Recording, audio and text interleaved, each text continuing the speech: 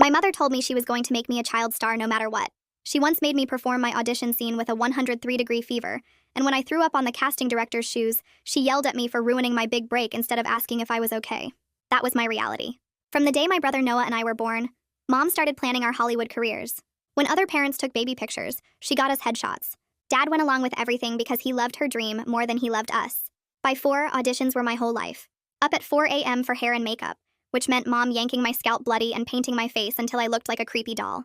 She'd drill lines during the 2-hour drives to studios, slapping the steering wheel every time I messed up. If I dozed off in the car, she'd spray me with ice water. "Stars are never tired," she'd shriek, like that made any sense for a preschooler. Noah had it worse because he had a condition that made it hard to memorize things. So naturally, Mom would keep him up all night before auditions, making him repeat scenes until his brain felt like exploding. When he was 6 and blanked during a callback, she made him stand in the corner for 8 hours straight.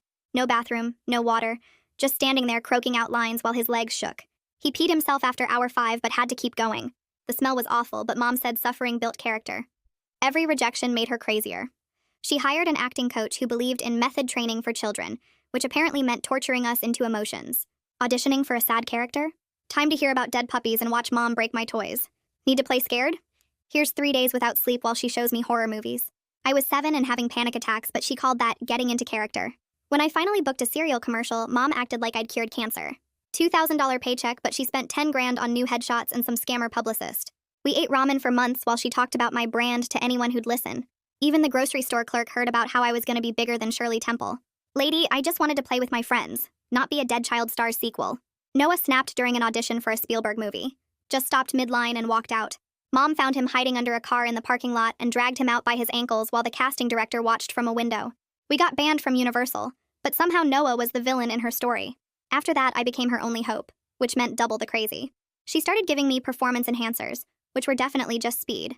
Little white pills that made my heart go nuts but kept me peppy for 12-hour audition days.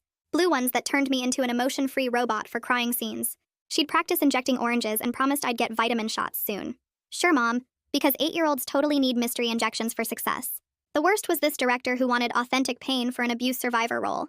Mom decided method acting meant actually hurting me. Started with pinches hard enough to bruise, escalated to holding my hand over candles because my screams weren't raw enough. I got callbacks with 2nd-degree burns, but lost to a girl whose mom had probably done worse. That's when I realized we were in a sick competition where childhood was the price. When I was 10, some creep approached us at Denny's claiming to be a talent scout. No social media profile. Private audition at his house. Red flags everywhere. But Mom practically threw me in his car because he name-dropped some Disney kids. The audition was immediately sketchy, but Mom stood there coaching me to be friendlier, while this guy's eyes made my skin crawl. When he mentioned swimsuits for movement assessment, I locked myself in his bathroom and called 911. Cops found exactly what you'd expect at his house. Mom screamed at me the whole ride home about ruining my career. Not one word about what could have happened to me. Just fury that I'd thrown away connections and embarrassed her in front of someone important. That's when I knew she'd literally let someone hurt me if it meant a starring role. After that, she went underground. Sketchy auditions in warehouses, blacklisted directors, projects that paid cash and didn't ask for work permits. She'd dye my hair and lie about my age. When I started developing, she'd wrap my chest with ace bandages because younger-looking kids booked more jobs. Nothing mattered except fame. Then I overheard her negotiating private sessions with producers. She was literally discussing prices for things that made me want to puke, like I was merchandise. When she caught me listening, she smiled. "This is how stars are really made, baby." That night, Noah showed me cigarette burns covering his arms. Mom's character building for some foster kid role. We packed to run, but then heard her booking flights to Thailand, where child labor laws are more flexible. She'd already bought tickets for some opportunity that sounded like human trafficking with a casting couch. We were supposed to leave in 12 hours for her big break, that would probably break us permanently. Noah and I looked at each other and knew we had to disappear before morning. I grabbed Noah's hand and we moved fast toward my bedroom, knowing we have maybe 10 minutes before Mom checks on us. My heart pounds so hard I can hear it in my ears as I pull our emergency backpack from under my bed where I've been hiding it for 3 weeks. The zipper makes a soft sound that seems way too loud in the quiet house, and I freeze for a second, listening for Mom's footsteps on the stairs. Nothing. Just her voice still talking downstairs about flight times and hotel arrangements that make my skin crawl. Noah whispers that his burn cream is in the bathroom, but I tell him we can't risk it because the floor creaks near Mom's room. We stuff the bag with an extra shirt each. The cash I've been stealing from Mom's purse $1 at a time. Our birth certificates I found last month, and 2 water bottles from my closet. My hands shake so bad I drop one of the water bottles and it rolls under the bed. Noah crawls under to get it while I check the hallway again. Still clear. I check Noah's arms in the dim light from my nightlight and see fresh cigarette burns that are still red and blistered from yesterday's character work for some foster kid audition. My stomach twists with rage and fear, but I force myself to think clearly about our next move. The burns look infected, and I know he needs real medicine, not just the cheap stuff from the drugstore that Mom uses when she bothers to treat what she does to us. We hear Mom's voice downstairs on the phone talking about departure times, and I know this is real. She's actually planning to take us somewhere we might never come back from. I mouth now to Noah, and we creep toward the back door through the kitchen, stepping over the spots where the floor squeaks. I remember every creaky board from years of sneaking around trying to avoid Mom's attention. Third board from the fridge, fifth board near the sink, the spot right in front of the pantry. We move like we're on one of those obstacle courses from the action movies Mom made me watch for stunt training. My hand shakes so bad I almost drop the spare key when I'm unlocking the back door, and Noah steadies my wrist with his small hand. The motion sensor light on the porch stays off because I unscrewed the bulb 2 days ago when I started planning this, and we slip into the dark backyard. The grass is wet with dew and soaks through my sneakers immediately. I didn't think about that when I was planning. Didn't think about a lot of things, actually, but it's too late to go back now. We climb over the fence into the neighbor's yard instead of using our gate because the hinges scream, and I scrape my knee on the wood but don't make a sound. Pain shoots up my leg, but I bite my lip hard and keep moving. Once we hit the sidewalk, we walk fast toward the main road, trying to look normal even though it's almost midnight and we're 10 and 8 years old alone. A dog barks from someone's backyard and I nearly jump out of my skin. Noah grabs my arm and we walk faster, our backpack bouncing against my shoulders. The street is empty except for a few parked cars and the orange glow from the streetlights. Everything looks different at night, scarier and bigger somehow. My phone buzzes in my pocket and I see 17 missed calls from Mom already, which means she checked our rooms. My hands are shaking worse now as I pull out both our phones and Noah watches as I remove the SIM cards like I learned from a YouTube video, then drop them in a storm drain. The little cards make a tiny splash when they hit the water at the bottom. Mom can't track us now. At least I hope she can't. She's always been crazy good at finding us when we try to hide. We walk for 30 minutes toward the commercial area and my legs ache, but Noah's breathing gets wheezy so I slow down. He's always had breathing problems when he gets stressed, and running away from home is pretty much the most stressed we've ever been. A car pulls up next to us and a man asks if we need a ride, his smile reminding me exactly of the Denny's Predator, and I grab Noah and run into a 24-hour drugstore. The automatic doors whoosh open and the bright lights make me blink after the dark street. The man's car drives past slowly, and I see him looking at the store, but he doesn't stop. My heart is pounding so hard I feel dizzy. The drugstore clerk looks concerned, but I pretend we're waiting for our dad in the bathroom and we hide in the candy aisle until the man's car drives away. My brain races through options like I'm planning an audition strategy. Bus station means cameras and questions. Police means maybe going back home. Hospital means people who have to report things. Noah is looking at me waiting for me to decide, and I can see the trust in his eyes even though he's scared. I decide on the hospital emergency room because Noah's burns need treatment anyway, and I remember reading that doctors have to report suspected child abuse. We walk another 20 minutes to County General and I coach Noah on what to say. Tell the truth, show the burns, don't protect Mom anymore. He nods and repeats it back to me in a whisper.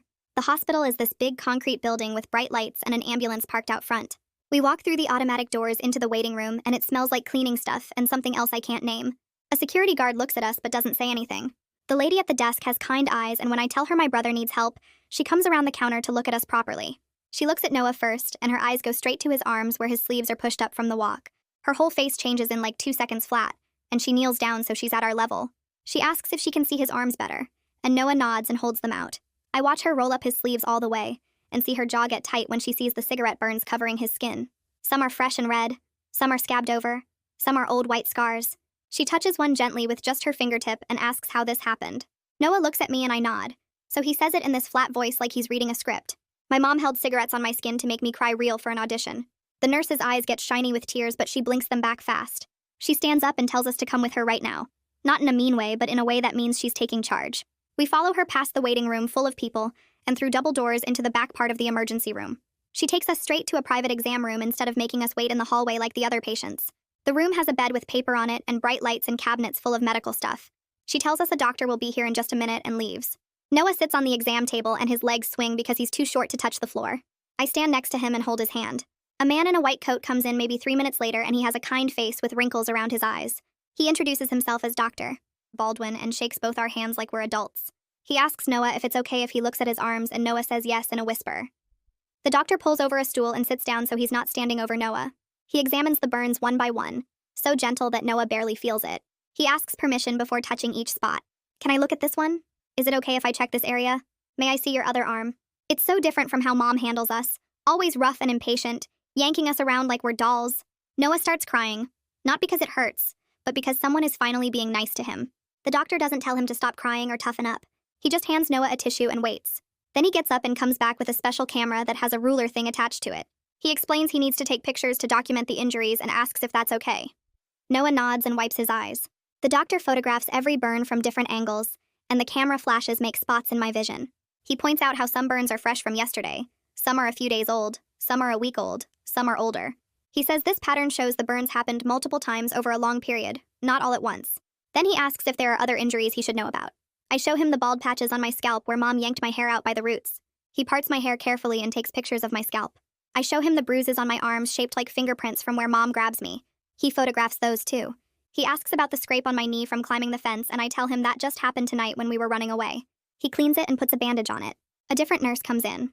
A woman with gray hair pulled back in a bun. She explains that because of what they've seen, they're required by law to call Child Protective Services. She asks if we understand what that means. I nod because I researched this before we ran. It means the government has to investigate if kids are being hurt at home. She asks if we're okay with them making that call, and I say yes. Noah looks scared, so I squeeze his hand 3 times. Our secret code. The nurse says someone from CPS will come talk to us, but it might take a few hours because it's the middle of the night. She says we'll be safe here and no one can take us anywhere without CPS permission. They move us to a different room, a family consultation room that has soft chairs instead of the hard exam table. The lights are dim instead of bright. They bring us juice boxes and a pack of crackers. Noah drinks his juice in like 10 seconds because we haven't had anything since dinner. I sip mine slow and save half for later in case we need it. Noah leans against my shoulder and falls asleep sitting up. I stay awake watching the door, my brain going over what I'm going to say when CPS gets here. I practice in my head like I'm preparing for an audition, except this time I'm not performing, I'm telling the truth. After maybe an hour, a woman comes in quietly so she doesn't wake Noah. She introduces herself as the hospital social worker and says she needs to tell us something. Our mother called the main desk asking if any kids matching our description were brought in tonight. My whole body goes ice cold. The social worker says they told her no patients by our names are registered. I ask what if she comes here anyway? What if she checks every room? The social worker promises their security team has our photos and knows to watch for her. She says Mom can't get past the locked doors to the patient areas, and if she tries to force her way in, they'll call the police. This makes me feel a tiny bit safer, but I still keep watching the door. Noah wakes up around 2:30 a.m. asking where we are, and I remind him we're at the hospital waiting for CPS. He nods and drinks the rest of my juice. At 3 a.m., a man in regular clothes arrives. Jeans and a button-up shirt, not a uniform. He introduces himself as Atticus Wolf from Child Protective Services Emergency Response. He has kind eyes, but his voice is serious when he sits down across from us. He explains he needs to talk to us about our home situation and what brought us here tonight. He starts to say they'll need to interview us separately, but I interrupt. I tell him Noah has a condition that makes it hard for him to remember things when he's stressed, and he does way better when I'm nearby. Mr. Wolf looks at Noah, then at me, then thinks for a minute. He says, okay, Noah can sit where he can see me through the doorway during his interview. That works for us. Mr. Wolf asks who wants to go first, and I volunteer. Noah sits in a chair right inside the doorway where he can see me in the hallway, and I sit in another consultation room with Mr. Wolf. He has a laptop and a notebook. I tell him everything in the order I practiced.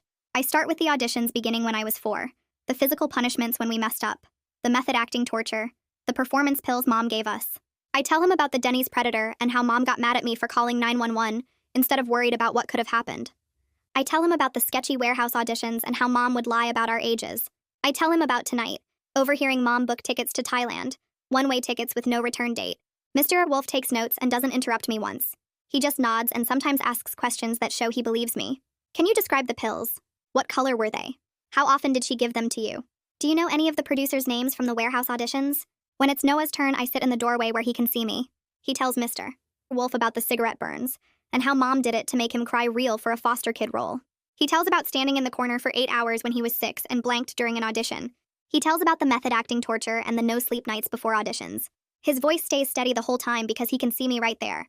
I feel so proud of how brave he's being, telling the truth even though it's scary. Mr. Wolf closes his laptop and checks his watch, then tells us someone else needs to talk to us before we can figure out what happens next. Around 5 a.m., a woman walks into the consultation room wearing jeans and a blazer, her gray hair pulled back in a tight bun. She introduces herself as Detective Reese and explains she investigates crimes against children, her voice flat and professional like she's done this 1,000 times. She pulls out a notebook and asks me specific questions about the Denny's incident, wanting the exact date and the man's physical description, and what he said about swimsuits. I tell her everything I remember, how he had a mustache and drove a silver car and kept touching my shoulder. She writes down the warehouse locations where Mom took us for sketchy auditions, asking if I remember any producer names or company signs. I give her 3 addresses I memorized because I'm good at remembering places, and 2 names I heard Mom mention on phone calls. Detective Reese nods after each answer like she's checking boxes on a mental list, her pen moving fast across the pages. She asks about the Thailand tickets, and I tell her Mom booked them for 2 days from now, one way with no return date, and the detective's mouth gets tight. When she's done writing, she thanks us for being so detailed and says this information helps build a strong case. Then she leaves to start making calls. Mr. Wolf comes back in and sits down across from us, his face serious. He explains they're doing an emergency removal, which means we can't go home, and they need to look for family members who might take us. I tell him Mom's parents died before we were born, and Dad's parents live in Florida, and haven't talked to us in years because they thought Mom was crazy. Mr. Wolf asks about aunts or uncles or cousins or family friends, anyone safe who knows us. I shake my head because Mom cut off everyone who questioned her parenting, and Dad never had much family to begin with. Mr. Wolf writes this down and says they'll still try to contact Dad's parents in Florida, but in the meantime, they need to find us a place to stay. The hospital social worker comes back carrying a tray with food from the cafeteria, setting it on the table between us. There's pancakes and scrambled eggs and orange juice and little containers of syrup. Noah stares at the pancakes like he's never seen food before, then picks up a fork and starts eating. He finishes one pancake in about 30 seconds, then a second one, then a third. I eat slower because my stomach feels weird from stress, but the food tastes good.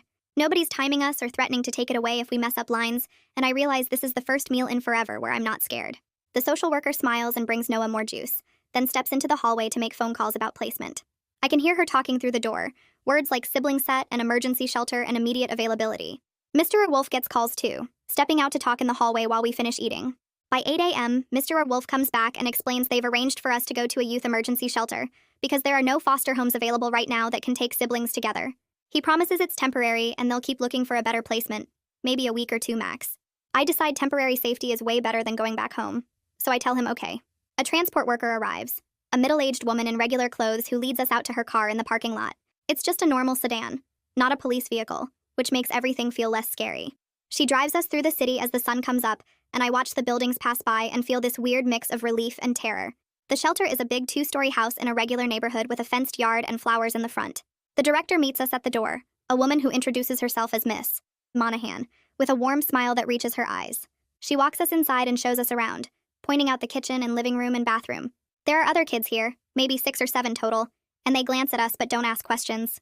Miss Monahan takes us upstairs to a room with 2 beds, clean sheets, and a window with actual curtains. She explains the house rules in a calm voice. No violence toward other residents or staff. Respect quiet hours from 10 p.m. to 7 a.m. Attend school once enrolled. Participate in daily chores like dishes or vacuuming. She says everything like it's normal, like we're normal kids who just need a place to stay. I look around the room and notice there's a lock on the inside of the door, and Miss Monahan says we can lock it at night if that makes us feel safer. Everything feels almost normal except for the part where we're living with strangers because our mother tried to traffic us to Thailand. Miss Monahan leaves us alone to unpack our backpack, which takes about 2 minutes since we barely have anything. Noah sits on his bed and touches the sheets like he's checking if they're real. I collapse onto my bed fully clothed and close my eyes. I sleep for 12 hours straight, so deep I don't even dream. When I wake up, it's dark outside and Noah is shaking my shoulder, his face pale and sweaty. He whispers that he had a nightmare about Mom finding us and dragging us back home. We're both breathing hard and scared, but then I remember the locked door and the staff member Miss Monahan said sits at the front desk all night. I get up and check the door lock, then look out the window at the quiet street. Nobody knows we're here except Mr. Wolf and the police. Noah calms down after a few minutes and we go downstairs to get water from the kitchen. The next morning, Mr. Wolf returns with more questions, sitting with us in the shelter's small office. This time I ask if I can record the interview on his phone so I don't have to keep retelling everything over and over. Mr. Wolf thinks about it for a second, then agrees and hands me his phone with the voice recorder app open. He seems impressed that I thought of it and I feel a tiny bit of control coming back. I answer his questions about Mom's daily routine and Dad's work schedule, and whether there were cameras in our house. That afternoon, Detective Reese comes by wanting to know about Mom's computer and phone. She asks if there might be evidence saved anywhere, messages or photos or documents. I explain about the cloud backups Mom used for all her files and how she controlled all our devices so everything synced automatically. Detective Reese nods like she expected this answer and knows exactly how to work around it, mentioning subpoenas and warrants. Later, a man in a suit arrives and introduces himself as Mr. Herman, a public defender who represents children in dependency court. He sits down with us and explains in simple words that there will be court hearings to decide if we can go home or need to stay in foster care. He says his job is to make sure the judge hears what we want, not what the adults want. Mr. Herman asks if we want to go back home, and I say no immediately, my voice loud and clear. Noah shakes his head too, pulling his sleeves down over the cigarette burns on his arms. Mr. Herman writes this down and promises he'll tell the judge exactly what we said. Mr. Herman pulls out a folder and spreads some papers on the table between us, pointing to different sections with his pen. He says there are 2 different court systems that might get involved in our case, and it's important we understand the difference, so we don't get confused. Dependency court is where we are right now, and it's all about keeping kids safe, deciding if we can go home or need to stay somewhere else until things get better. Criminal court is separate, and that's where they decide if mom broke laws and should be punished for crimes, which might happen later but isn't the same process. I nod because this actually makes sense of why so many different people keep showing up to ask us questions. They're all working on different parts of the same problem. Mr. Herman says both courts might end up happening, but they don't affect each other directly. So even if criminal charges take forever, dependency court will still make decisions about our safety right away. Noah asks if Dad will go to court too, and Mr. Herman says probably, since Dad knew what was happening and didn't stop it, which makes that complicit in legal terms. The next morning, Mr. Wolf shows up early and says we have a doctor appointment at 9 a.m., a pediatrician who works with kids in situations like ours. We pile into his car and drive across town to a medical building that looks normal except for the sign that says Child Advocacy Center. The waiting room has toys and books instead of just magazines, and the receptionist smiles at us like we're regular kids, not case files. A woman in scrubs comes out and introduces herself as the pediatrician, shaking both our hands and explaining she's going to do a complete exam to document our injuries for the court. She leads us back to an exam room that's painted with murals of forests and has a big window letting in sunlight. The pediatrician starts with me, checking my scalp where Mom used to yank my hair, taking photos of the bald patches and the scars on my skin. She finds bruises on my arms in the exact shape of Mom's fingers from when she'd grabbed me, and she measures them with a ruler while explaining this, helps prove someone held me hard enough to leave marks. When she examines my back, I feel embarrassed about the scars from the wooden spoon, but she just documents each one carefully and tells me these marks tell an important story about what I survived. She takes x-rays of my ribs and finds an old fracture that healed on its own, probably from when Mom shoved me into the kitchen counter during a bad audition day. The whole exam takes almost an hour, and she writes everything down in precise medical language that will become evidence. Then it's Noah's turn, and I can see him starting to shake when the pediatrician asks him to take off his shirt. She notices right away, and sits down in a chair so she's at his eye level instead of standing over him.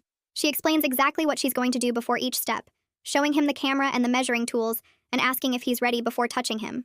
Noah nods, but his breathing gets fast when she examines the cigarette burns on his arms, some still red and blistered, others turned into shiny scar tissue. The pediatrician lets him take a break after documenting the burns, offering him water and asking if he wants to sit by the window for a minute. Noah says he's okay to keep going, and she checks the rest of him, finding more bruises and examining his hands carefully. She discovers old fractures in 2 of his fingers that healed crooked because they were never set properly, probably from when Mom slammed his hand in a drawer for forgetting lines. The pediatrician explains that bones are really strong and these injuries will heal completely now that he's safe. His body knows how to fix itself when given the chance. Noah asks in a small voice if the cigarette burns will leave scars forever, and she's quiet for a second before answering honestly that some of them probably will. The deeper ones have damaged too many layers of skin. But she adds that scars are just marks showing he survived something hard, and lots of people have scars that fade over time and stop hurting. Noah seems okay with this answer, like he appreciates her not lying to make him feel better. That night back at the shelter, I wake up to Noah whispering my name in the dark. He's sitting up in his bed across the room, hugging his knees, and I can tell from his voice something's wrong. I get up and sit next to him, asking what's going on, and he's quiet for a long time before saying he's scared he'll grow up to be like Mom. He says he already feels mean sometimes, wanting to hurt people who annoy him or make him mess up, and what if that means he's turning into her? My throat gets tight because I've had the same thought, wondering if her crazy is genetic or something we caught from living with her too long. I tell Noah that the difference is, we know it's wrong and we're worried about it, while Mom thinks her behavior is totally fine and everyone else is the problem. I make him promise that we'll always protect each other and call each other out if we start acting mean or treating people bad, and he promises back. Then he reaches over and squeezes my hand 3 times, which has been our secret code since we were little. 3 squeezes means I love you when we can't say it out loud. I squeeze back 3 times, and we sit there in the dark for a while before he lies back down. Mr. Wolf comes back on day 4 with a folder full of school enrollment forms, sitting down with us in the shelter's kitchen. He says we need to get enrolled in the local elementary school to keep up with our education, and the longer we wait, the harder it'll be to catch up. My whole body goes cold at the idea of being in public where other kids might recognize us from auditions or commercials. What if someone tells their parents they saw us and word gets back to Mom about where we are? What if she shows up at the school pretending to be a normal mom picking up her kids? Mr. Wolf sees my face and asks what I'm worried about, so I explain about being recognized and Mom finding us. He thinks about this for a minute, then says, maybe we can wait a bit longer until things are more settled with the court case, and in the meantime, the shelter has a tutor who can work with us a few hours a day. I feel my shoulders relax because I'm not ready to be around that many people yet, not when I still jump every time a door opens. Mr. Herman shows up that afternoon for another meeting, this time bringing a practice worksheet about court procedures. He explains that in 1 week there's going to be a first hearing where a judge decides if the emergency removal was necessary or if we should go home. The medical evidence from the pediatrician is really strong, plus our statements and the detective's initial findings, so Mr. Herman thinks the judge will definitely agree we can't go home right now. He walks us through what will happen at the hearing, who will be there, what questions we might get asked. Noah wants to know if we have to see Mom, and Mr. Herman says she'll be in the courtroom, but we don't have to talk to her or sit near her. I practice answering potential questions like why we ran away and what we're afraid of, trying to keep my voice steady like I did for all those auditions. Except this time I'm not acting. I'm just telling the truth about my actual life, which feels weird after years of pretending to be other people. The next morning, Detective Reese calls Mr. Wolf's phone and he puts her on speaker so we can hear. She says she got a subpoena approved for Mom's email and text messages with all the producers and casting directors she's been working with. A subpoena means the court ordered the tech companies to turn over the records, even though Mom doesn't want them to, which will show the pattern of her behavior over months or years. Detective Reese explains it might take a few weeks for the companies to actually send the data because they have to verify the court order and pull the right files, but once she has them, she'll be able to see exactly what Mom was planning. I ask if the Thailand tickets will be in there, and the detective says definitely, plus probably communications about the private sessions Mom was trying to set up. Her voice sounds angry when she talks about it, like she takes this personally, and I feel safer knowing someone that determined is on our side. On day 5, Mr. Wolf gets a call from Mom's lawyer asking about supervised visitation. He hangs up and sits down with us to explain the request, asking what we think about seeing Mom with a professional supervisor present to make sure she follows rules. My stomach immediately feels sick at the idea of being in the same room with her, even with someone else there. But Noah says something that surprises me, that maybe if we see her, we'll stop having nightmares about her finding us, because we'll know she can't actually get to us. I think about this and realize he might be right, that part of the fear is not knowing where she is or what she's doing. If we see her in a controlled setting with rules and supervision, maybe it'll prove she doesn't have power over us anymore. I tell Mr. Wolf, okay, we'll try one visit, but if it goes bad, we're not doing it again. He says that's completely fair and he'll set it up for next week after the court hearing. Later that afternoon, a woman with kind eyes and gray hair shows up at the shelter, introducing herself as Miss Page, a therapist who works with kids who've been through trauma. She sits down with us in the living room and explains she's not here to make us talk about scary stuff right away. She just wants to teach us some tools for when we feel panicked or afraid. Missy Page shows us a grounding technique where we describe 5 things we can see, 4 things we can touch, 3 things we can hear, 2 things we can smell, and 1 thing we can taste. She has us practice it right there, and I list the bookshelf, the window, the couch, the carpet, the plant, then touch the couch fabric, the pillow, the table, my shirt. I hear the heater running, a car outside, someone talking in another room. I smell dinner cooking and the soap from the bathroom. I taste the mint gum Mr. Page gave us. By the time I finish the exercise, my breathing has slowed down and my hands aren't shaking anymore. Noah does it too and seems calmer afterward, like his brain reset or something. Miss Page explains this technique works because it brings our brain back to the present moment, instead of stuck in fear about the past or future, and we can use it anytime, anywhere. Miss Page doesn't push us to talk about Mom or the abuse, instead asking about things we like and what makes us feel calm. I mention I used to like reading before Mom took away all my books except scripts, saying novels were a waste of time that could be spent memorizing lines. Miss Page asks what kind of books I liked, and I tell her about this series with kids solving mysteries, how I'd read them under my covers with a flashlight after Mom thought I was asleep. She smiles and says she'll bring me some books next session, that reading for fun is actually really important for processing emotions and giving our brain a break from stress. Noah says he likes drawing but doesn't have any supplies, and Mr. Page promises to bring colored pencils and a sketchbook for him too. When she leaves an hour later, I feel lighter somehow. Like maybe there are people who actually care about what we want, instead of what we can do for them. By the end of week 1, something changes inside me. I wake up on day 7 and realize my stomach doesn't hurt before I even open my eyes. For the first time in forever, I'm not immediately scared about what Mom will make me do that day, or how I'll mess up and get punished. The shelter routine is predictable in a way that feels safe instead of boring. Breakfast happens at 7:30 every single morning. Always cereal or toast with juice, and nobody yells if I eat too slow or spill something. After breakfast, we do chores, which means making our beds and helping clear dishes. Then there's lunch and activities like board games or art projects. Dinner is at 6 o'clock, and then homework time for the kids who go to the school, followed by free time where we can read or watch TV and lights out at 9 o'clock. The schedule never changes, and nobody ever hits us or makes us perform or tells us we're worthless. I start sleeping through the night without nightmares about Mom finding us. Noah notices too because he tells me one morning that he forgot to be scared when he woke up, like his brain finally believes we're actually safe here. On day 9, Mr. Herman calls the shelter and asks to speak with me. The staff member hands me the phone and I take it into the quiet room so Noah won't hear in case it's bad news. Mr. Herman's voice sounds tired when he tells me that Dad's lawyer contacted him saying Dad wants to cooperate with the investigation. He'll provide documents and testimony about Mom's behavior if it helps our case. But Mr. Herman sounds skeptical, like he doesn't actually believe Dad will follow through, and he warns me not to get my hopes up about Dad suddenly becoming helpful.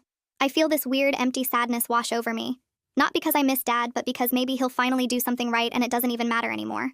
It's too late for Dad to protect us. The time for him to help was years ago when Mom first started hurting us. Not now, after we had to save ourselves. I thank Mr. Herman for telling me and hang up, then sit in the quiet room for 10 minutes processing how I feel basically nothing about Dad, except disappointment that he waited until it was pointless.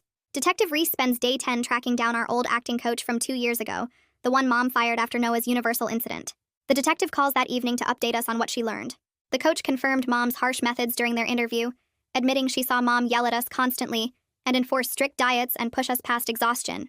But the coach claims she didn't know about the physical abuse, saying Mom must have hidden that part from her. Detective Reese tells us this is typical, that abusers are really good at hiding the worst parts of what they do and showing a different face to outsiders. Even though the coach didn't witness the cigarette burns or the candle torture, her testimony still helps establish the pattern of Mom's obsessive controlling behavior and unrealistic demands. The detective explains that building a case means collecting lots of small pieces of evidence that together paint the full picture, and the coach's statement is one more piece showing Mom's treatment of us was wrong, even in the parts other people could see. The court hearing happens on day 8, and Mr. Herman calls beforehand to tell us we don't have to attend. I feel relieved because the idea of sitting in a courtroom while people talk about us sounds awful. Noah and I stay at the shelter playing cards in the living room while the hearing happens downtown, both of us too nervous to focus but trying to act normal. Mr. Herman calls at 2 o'clock in the afternoon with the results. The judge granted a temporary restraining order against Mom, which means she legally cannot come near us or try to contact us in any way. If she violates it, she'll be arrested. The judge also approved our continued placement in foster care while the investigation continues, agreeing that returning home would be unsafe. Mr. Herman sounds pleased with the outcome, saying the judge clearly took our situation seriously and made the right protective orders. After I hang up, I tell Noah the news, and we both sit there feeling this strange mix of relief and sadness. We're safe from Mom, but it's official now that our family is broken and we can't go home. Not that home was ever actually safe, but something about the court making it official feels final in a way that hurts, even though it's the right thing. Mr. Wolf shows up on day 11 with a folder full of paperwork about school enrollment. He sits with Noah and me at the dining table and explains they want us to start attending the local elementary school so we don't fall behind in our education. But there's a safety plan in place to protect us. We'll be registered under Mom's maiden name instead of Cartwright so she can't track us through school records. The office will have our photos and instructions not to release us to anyone except approved CPS personnel. A counselor will check in with us every single day to make sure we're okay and not being bullied or having problems. Mr. Wolf asks what I think about this plan, and I consider it for a minute. Staying at the shelter all day is getting boring since there's only so many board games you can play, and I actually used to like learning before Mom turned everything into audition prep. I tell Mr. Wolf, okay, we'll try going to the school, but if it feels unsafe or kids recognize us from auditions, we might need to stop. He agrees that's fair and says he'll get us enrolled to start on Monday. The first day of school is absolutely terrifying. Noah and I walk into the building on Monday morning with a staff member from the shelter, and my heart pounds so hard I feel dizzy. What if kids recognize us? What if someone tells Mom where we are? What if the teachers are mean like Mom's acting coaches? But the counselor meets us at the entrance and walks us directly to our classrooms, introducing us to the teachers privately before other students arrive.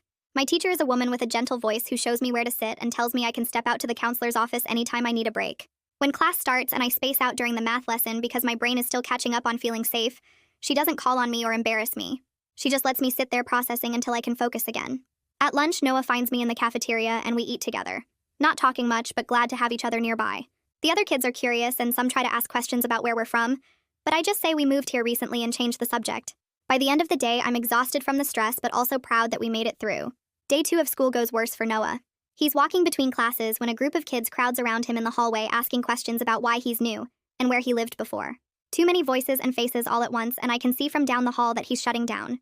His face goes blank and his body freezes and he stops being able to talk, just standing there while kids keep asking him things. I push through the crowd and grab his hand, but he's already too far gone into panic mode. A teacher notices and calls the counselor, who shows up within a minute and activates Noah's support plan. She takes him to a quiet room away from all the noise and chaos, then calls me out of my class to sit with him. I find him curled up in a beanbag chair, breathing too fast and shaking. I sit next to him and start doing the grounding exercise Mr. Page taught us, listing 5 things I can see, 4 things I can touch, 3 things I can hear, 2 things I can smell, 1 thing I can taste.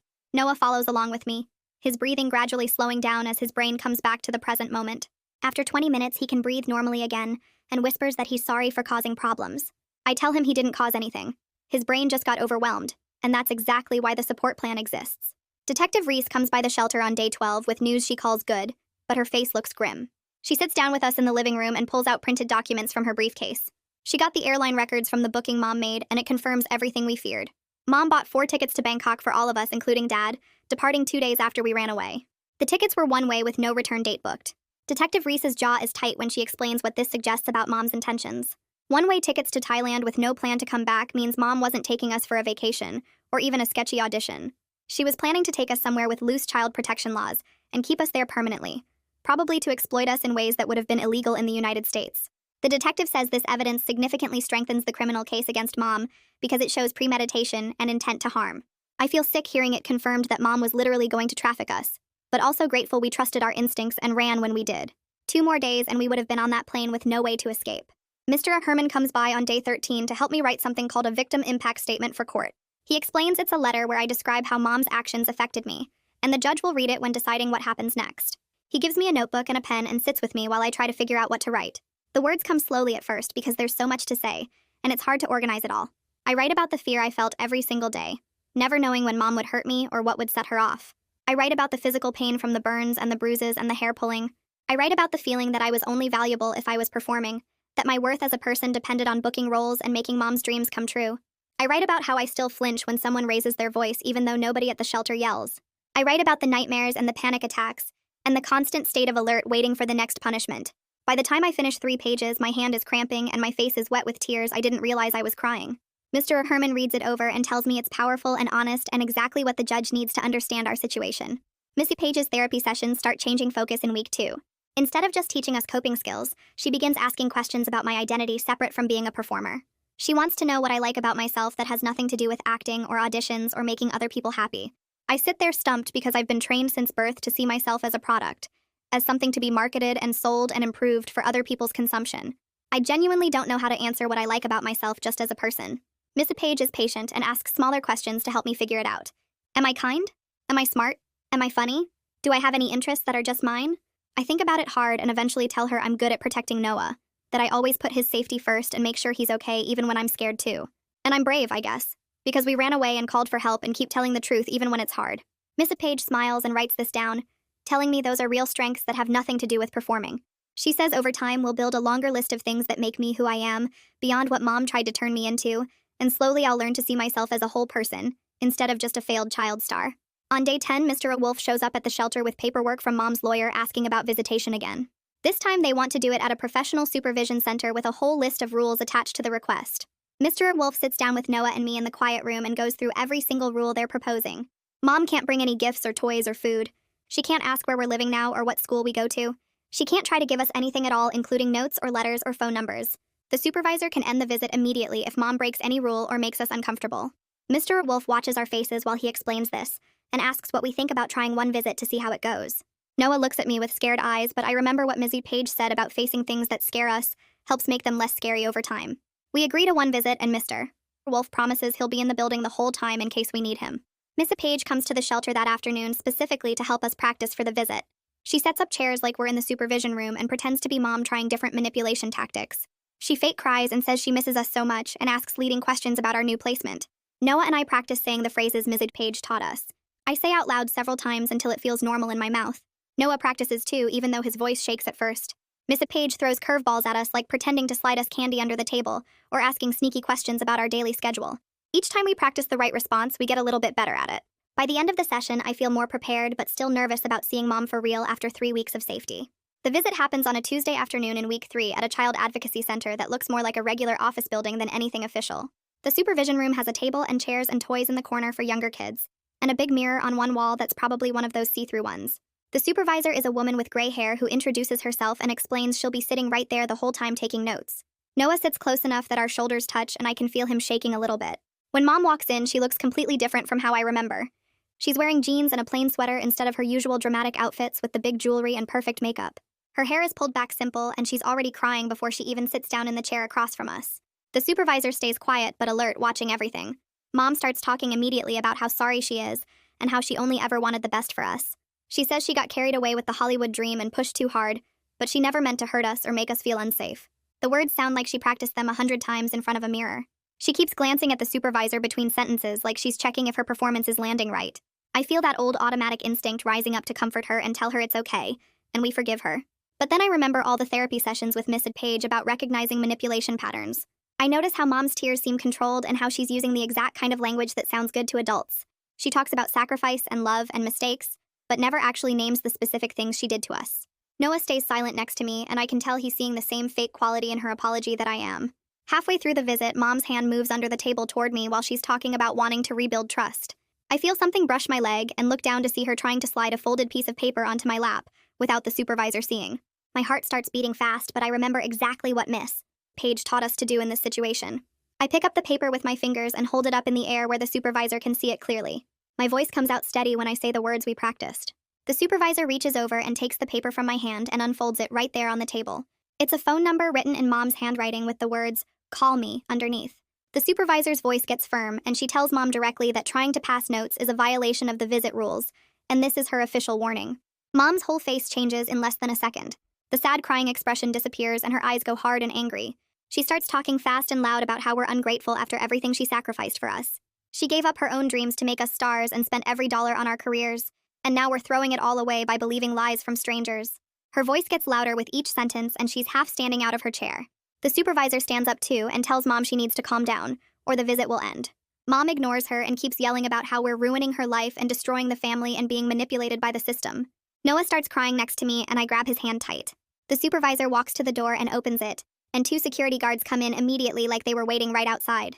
The supervisor tells Mom in a calm voice that the visit is over, and she needs to leave the building now. Mom screams the whole way to the door about how this is unfair and will regret this, and she's getting a better lawyer. The security guards escort her out with one on each side, and we can hear her voice echoing down the hallway getting farther away. Noah and I sit there frozen in our chairs with our hands locked together and both of us shaking. The supervisor comes back and closes the door and brings us bottles of water from a small fridge. She sits back down and tells us in a kind voice that we did exactly the right thing by reporting the note immediately. She says Mom's reaction proved why these supervision rules exist, and why we need protection from her right now. Mr. Herman calls that evening after Mr. Wolf tells him what happened at the visit. He says he's filing a report with the court about the violated rules and Mom's behavior. He's going to ask the judge to require a full psychological evaluation before allowing any more contact between Mom and us. I feel guilty for getting Mom in trouble because part of me still has that trained response to protect her and keep her happy. But another part of me feels relieved that someone with authority finally saw how she really acts when things don't go her way. Mr. Herman says the report will include the supervisor's detailed notes, and the attempted note passing, and the security guard statements. All of it goes into our case file as evidence about why we need to stay in protective custody. Detective Reese calls Mr. Wolf 3 days later with news about the subpoena for Mom's email account. The tech company finally turned over the records, and Detective Reese spent hours going through messages between Mom and various producers and directors. She found multiple email threads where Mom was negotiating what she called private sessions and special opportunities for us. The language was coded with phrases like private audition, and exclusive consideration, and special arrangement, but Detective Reese says it's clear enough to build a case. The messages show Mom discussing money amounts and scheduling and requirements that make it obvious she was trying to sell access to us for roles. Detective Reese explains this evidence supports criminal charges for attempted child exploitation and possibly trafficking depending on what more they find. Mr. Herman comes to the shelter on Saturday to prepare us for the next court hearing in 2 weeks. He says there's a chance we might have to testify in front of the judge about our experiences. He brings a notebook with practice questions written down, and we spend an hour going through possible things the judge might ask. Mr. Herman teaches us to answer with specific facts instead of feelings. He tells us to speak clearly and look at the judge when we talk. He explains that telling the truth about what Mom did isn't being mean to her or betraying her. It's protecting ourselves and making sure we stay safe. Noah asks if Mom will be in the courtroom, and Mr. Herman says yes, but she'll have to sit far away from us and can't approach us or talk to us. We practice answering questions until the words feel less scary and more like just facts we're reporting about things that happened. Miss Page notices the change during our next session 3 weeks after the supervised visit disaster. She asks me to try the grounding technique when I start feeling anxious about an upcoming quiz, and I get through it in about 8 minutes without totally freaking out. She writes something in her notes and tells me that's real progress, that my brain is learning it can handle stress without shutting down completely. The panic attacks still happen, but they're shorter now, and I can usually talk myself through them using the 5 senses method she taught me. I count things I can see, name things I can touch, listen for specific sounds, and it pulls me back from that drowning feeling. Miss Page says 3 weeks without seeing Mom, except that one awful visit has given my nervous system time to start healing. My body is finally figuring out that I'm actually safe now, and doesn't need to stay in constant terror mode. She asks how school is going, and I admit the crowded hallways and loud cafeteria still make me want to hide. The school counselor calls me in the next day to talk about accommodations. She's reviewed my file and talked to Miss Page about what might help me feel less overwhelmed. She suggests replacing PE with a quiet study period because the gym is chaotic with too many kids yelling and balls flying and whistles blowing. I almost cry with relief because PE has been the worst part of every day, my heart racing the whole time and my hands shaking so bad I drop everything. The counselor types up the schedule change right there and prints me a new copy. She explains I'll spend that period in the library where it's calm and I can work on homework or read. Having this accommodation makes school suddenly feel possible instead of something I have to survive. I can handle my classes when I know there's a quiet space waiting for me in the middle of the day. Noah's doing better too in his own way. He picks art as his one elective, and the teacher lets him paint whatever he wants instead of following assignments. He creates these pictures of houses with huge windows and families sitting around dinner tables together. The art teacher shows one to Ms. Monahan during a check-in meeting and says, Noah's work reveals a kid processing trauma in healthy ways. His paintings always show the same thing. People being together in bright, safe spaces where you can see everything through the windows. No secrets, no hidden rooms, just normal families doing normal things. The art teacher keeps his paintings in a special folder and tells him he has real talent. Week 4 arrives faster than I expect, and Mr. Herman calls to say the big dependency court hearing is scheduled. This time we have to go because the judge wants to see us and hear directly from us about what happened. My stomach drops when he says it, but I know we can't avoid this forever. The courthouse is this massive building with columns out front and security guards checking bags. Mr. Herman meets us at the entrance and walks us through the metal detectors, staying right next to us the whole time. Inside, the ceilings are so high they make me dizzy and everything echoes. People in suits rush past carrying folders and talking on phones. Mr. Herman guides us to a wooden bench outside the courtroom and explains what will happen. The judge will ask me questions and I need to answer clearly and honestly. He reminds me to use specific examples like Miss Page taught me. Not just general statements about mom being mean. Facts are what matter here. When they call our case, we walk into the courtroom and it's even more intense than I imagined. The judge sits up high behind a huge desk, and mom is at a table with her lawyer on one side of the room. We sit at a different table with Mr. Herman between us and her. I can feel mom staring at us, but I keep my eyes on the judge like Mr. Herman said to do. The judge is an older man with gray hair, and he looks at me over his glasses when he starts asking questions. I testify for 15 minutes and my voice shakes at first, but gets steadier as I go. The judge asks about our home life, and I tell him about the 4 a.m. wake-ups for auditions, and mom yanking my hair until my scalp bled. I describe the pills she gave us and how they made my heart race. I explain about the Denny's predator and how mom got mad at me for calling 911 instead of being worried about what could have happened. I mention the Thailand tickets we found and how we were supposed to leave in 12 hours for some opportunity that sounded really dangerous. The judge writes notes and nods, asking follow-up questions that show he's actually listening. He asks Noah about the cigarette burns, and Noah lifts his sleeves to show the scars. Mom's lawyer stands up and tries to make it sound like we're making things up or remembering wrong. She suggests maybe the burns were accidents or maybe we're confused about the pills. She asks if mom ever actually hurt us on purpose or if we just didn't like her rules. I feel my anger building but keep my voice calm when I answer. The cigarette burns weren't accidents because I watched mom hold them against Noah's skin while he screamed. The pills weren't vitamins because they made us feel weird, and we found the bottles hidden in mom's closet. Then mom can't help herself anymore. She interrupts from her table and starts yelling about how she gave up everything to make us stars. Her voice gets louder and shriller as she goes on about sacrificing her own dreams and spending all her money on our training and headshots. She says we're ungrateful brats who don't understand how the industry works. The judge tells her to be quiet, but she keeps going, saying she did what any good stage mother would do. The judge tells her again to stop talking, and her lawyer tries to grab her arm, but mom jerks away. She's fully screaming now about how we ruined her life and threw away our big break. The judge's face goes hard, and he tells the bailiff to remove her if she can't control herself. Mom finally stops, but the damage is done. Everyone in the courtroom just watched her prove exactly what we've been saying about her. Her lawyer looks defeated and doesn't ask any more questions. The judge reviews all the evidence they've collected over the past 4 weeks. He mentions the medical records showing Noah's burns and my injuries. He talks about the airline tickets to Thailand with no return date. He references Detective Reese's preliminary findings about mom's emails with producers. He brings up the supervised visit where mom tried to pass me a note and then screamed at us. He looks directly at mom when he says the court finds clear evidence of abuse and neglect. His order is that we stay in foster care, and mom has to complete a psychological evaluation and parenting classes before any future contact is even considered. All visits must remain supervised, and mom cannot contact us in any way outside of approved visits. She starts crying, and her lawyer puts a hand on her shoulder, but the judge is already moving to the next case. We're dismissed, and Mr. Herman leads us out a side door so we don't have to walk past mom. Outside the courtroom, Mr. Wolf is waiting, and he has news. He found a foster family willing to take both of us together for longer-term placement. They're a couple with experience in trauma care who specifically asked for siblings. We meet them that same week at Mr. Wolf's office, and they introduce themselves without trying to hug us or act like we're already family. Their house is in a quiet neighborhood with a fenced yard, and they have an old dog named Buster who just lies on the porch in the sun. They show us pictures of the bedrooms we'd have. Separate rooms, but right next to each other. They explain their rules, which are normal things like homework before TV and helping with dishes. They don't mention performing or auditions or our potential. They don't ask us to be anything except safe. Noah asks if we have to call them mom and dad, and they say we can call them by their first names until we're comfortable with something else. They ask what foods we like and what makes us feel calm. They promise we can see Miss Page for therapy and keep going to our current school. Mr. Wolf gives Noah and me time alone to talk about it. We sit in the waiting room holding hands, and Noah whispers that the house looked quiet, and the dog seemed nice. I tell him it's worth trying because anything is better than going back to mom or being separated. We agree together, and when we tell Mr. Wolf, he smiles and starts the paperwork.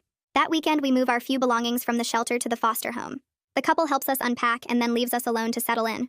Noah and I sit on my bed looking at the room with its clean walls and soft blanket and window that shows trees outside. We hold hands and don't say anything because we're both thinking the same thing. Maybe this could finally be a real home where nobody hurts us for not being perfect. So that's the complete timeline from recognizing danger to reaching safety. Before you go, if you found this informative about the child welfare system and how these cases work, subscribing keeps you updated on new content. I've got more stories about advocacy and protection coming your way. See you in the next one.